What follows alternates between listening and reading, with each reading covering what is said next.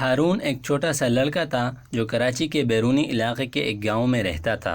ہارون اپنے گاؤں کے چھوٹے سے پرائمری اسکول میں پڑھنے جایا کرتا تھا، جو کہ اس کے گھر سے کوئی 1 میل کے فاصلے پر تھا۔ اس کی جماعت کا کمرہ بہت کشادہ تھا، جس میں پٹسن کی بنی ہوئی لمبی چٹائیاں فرش پر لمبی اور سیدھی قطاروں میں بچھی ہوتی تھی۔ بچے ان چٹائیوں پر تخت سیاہ اور استاد کی طرف منہ کر کے بیٹھتے تھے۔ بچوں کے لیے کوئی میز اور کرسیاں نہیں تھی، صرف ایک ڈیسک کمرے میں سب کے سامنے کی طرف تھا، جو کہ صرف استاد کے استعمال میں تھا۔ وہاں ایک طرف ایک الماری بھی تھی، جس میں بچوں کی کاپیاں اور کتابیں وغیرہ رکھی ہوتی تھی۔ ان چند چیزوں کے علاوہ اس کمرے میں کوئی فرنیچر نہیں تھا۔ ان دنوں گاؤں میں چھوٹے اسکولوں میں یہی عام طریقہ تھا۔ ہارون ایک اچھا لڑکا تھا جو کہ اپنے بڑے بزرگوں، اپنے والدین اور اپنے اساتذہ کی عزت کیا کرتا تھا۔ وہ روزانہ بہت صبح سویرے اٹھتا تاکہ وقت پر تیار ہو کر ناشتہ کرے، اور پھر وہ گھر سے نکل کر کھیتوں کے درمیان سے گزرتا ہوا لمبا سفر طے کر کے اسکول میں وقت سے پہلے پہنچ جائے۔ وہ بہت محنت کرتا اور ہمیشہ اپنا اسکول کا کام ختم کرتا۔ وہ ہمیشہ اپنے والدین کی اس نصیحت پر عمل کرتا کہ آج کا کام کبھی بھی کل پر مت چھوڑو۔ اسکول میں تفریح کے وقت ہارون اپنے دوستوں کے ساتھ کھیل کے میدان میں کبڈی کھیلا کرتا تھا۔ یہ کھیل پاکستان کے دیہاتی علاقوں کے نوجوانوں کے درمیان بہت مقبول ہے، اور ہارون کو بھی یہ کھیل بہت پسند تھا۔ ہارون کے ہمسائے میں ایک دھوبی بھی رہا کرتا تھا جس کا نام تاجو تھا۔ تاجو کے پاس ایک مریل سا گدھا تھا جس پر سوار ہو کر وہ ہر ہفتے قریب کے ایک قصبے میں جاتا اور وہاں کے لوگوں سے میلے کپڑوں کی گٹھڑیاں جمع کر کے لاتا۔ پھر وہ گدھے پر سوار ہو کر کپڑوں کے ساتھ دریا پر جاتا اور وہاں پر وہ کپڑے دھو کر لاتا۔ تاجو کی ایک بری عادت تھی کہ جب وہ گدھے پر سوار ہوتا تو وہ بیچارے گدھے کے ٹانگوں پر زور زور سے چڑی مارتا تھا۔ تب وہ گدھا ایک بھیانک سی آواز نکالتا تھا، اور ساتھ ہی تاجو اپنا اور بھاری گٹھلیوں کا بوجھ بھی اس پر لادے ہوئے ہوتا تھا۔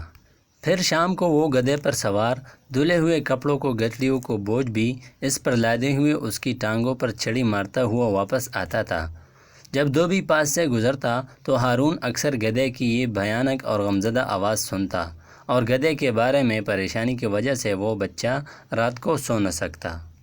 دوسرے دن صبح کے وقت بھی اسکول جاتے ہوئے ہارون دھوبی کو گدھے پر دھلے ہوئے کپڑوں کے ساتھ سوار شہر کی طرف جاتے ہوئے دیکھتا، جو ہمیشہ کی طرح گدھے کو لمبی چھڑی کے ساتھ پیٹتا جاتا تھا۔ بیچارہ چھوٹا سا لڑکا اکثر بہت غور و فکر سے دیر تک اس بارے میں سوچتا رہتا کہ کس طرح اس گدھے کو تاجو کی مار پیٹ سے بچایا جائے، مگر کبھی بھی کوئی منصوبہ اس کی سمجھ میں نہیں آیا۔ یہ سب کچھ عرصے تک جاری رہا۔ گدھا کمزور اور بوڑھا ہو گیا۔ تاجو خود بھی اپنے گدھے کی طرح بوڑھا اور کمزور ہو گیا۔ اس کا نتیجہ یہ ہوا کہ دھوبی شہر سے اتنے زیادہ کپڑوں کی گٹھلیاں جمع کر کے دھونے کے لیے نہیں لا سکتا تھا۔ اس وجہ سے وہ اب زیادہ غریب ہو گیا تھا، اور اس کو اپنے گدھے کی دیکھ بھال پہلے سے زیادہ مشکل لگتی تھی۔ اب تاجو نے گدھے کو تازہ سبز گھاس کی بجائے بچا کچا کھانا دینا شروع کر دیا، لیکن اس کی گدھے کی پیٹنے کی عادت نہیں بدلی۔ پھر ایسا اتفاق ہوا کہ ہارون نے اپنے پرائمری اسکول کے فائنل امتحان کو اپنی جماعت میں سب سے زیادہ نمبر حاصل کر کے پاس کر لیا۔ ہیڈ ماسٹر نے اس کے سرٹیفکیٹ کے ساتھ اسے ایک خاص انعام بھی دیا۔ ہارون گاؤں بھر میں بہت مشہور ہو گیا۔ اس کے والدین انتہائی خوش ہوئے اور اپنے بیٹے کی کامیابی پر ناز کرنے لگے۔ اس کی محنت اور کامیابی کی خوشی مناتے ہوئے ہارون کی والدین نے اس سے وعدہ کیا کہ وہ اسے اس کی مرضی کے جو چیز بھی وہ پسند کرے گا اسے وہی تحفے میں خرید کر دیں گے۔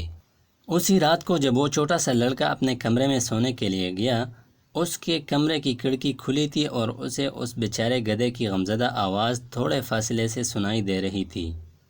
ہارون نے اسی وقت فیصلہ کر لیا کہ وہ اپنے والد سے تاجو کا گدھا خریدنے کے لیے کہے گا۔ اسے یقین تھا کہ اس کے ابا جان اس سے تعاون کریں گے، مگر اسے ڈر تھا کہ بوڑھا تاجو شاید نہ مانے۔ دوسرے دن جب ہارون نے درخواست کی کہ کیا وہ تاجو کا گدھا خرید سکتا ہے، تو اس کے والد اس کی غیر متوقع درخواست پر بہت حیران ہوئے۔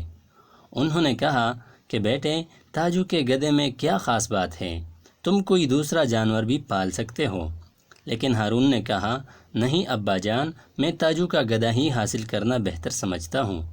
تب اس چھوٹے سے لڑکے نے اپنے والد کے سامنے تمام کہانی بیان کی کہ کس طرح تاجو اپنے گدھے کو ایک لمبی چھڑی سے مارتا ہے اور کس طرح وہ اپنے گدھے سے کپڑوں کی باری گٹھلیاں اترواتا ہے اور اسے کھانے کے لیے تازہ گھاس کی بجائے بچا کھچا کھانا اس کے آگے ڈال دیتا ہے۔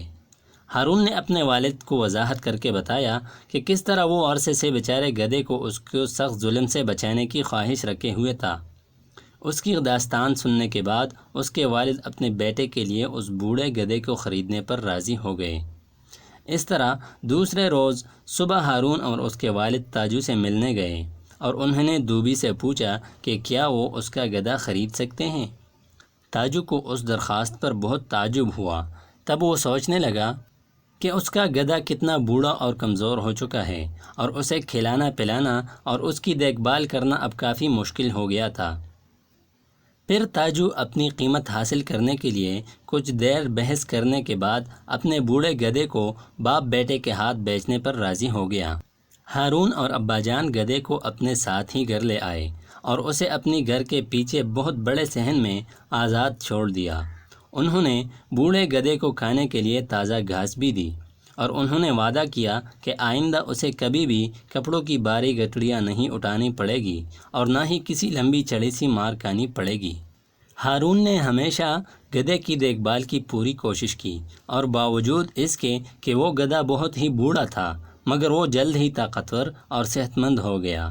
وہ چھوٹا سا لڑکا بہت خوش تھا کیونکہ وہ یہ دیکھ سکتا تھا کہ گدھا اپنے نئے گھر میں کتنا خوش تھا، اور اب ہارون کو کبھی بھی اس کی وہ انتہائی غمزدہ آوازیں نہیں سننا پڑے گی، کبھی بھی نہیں۔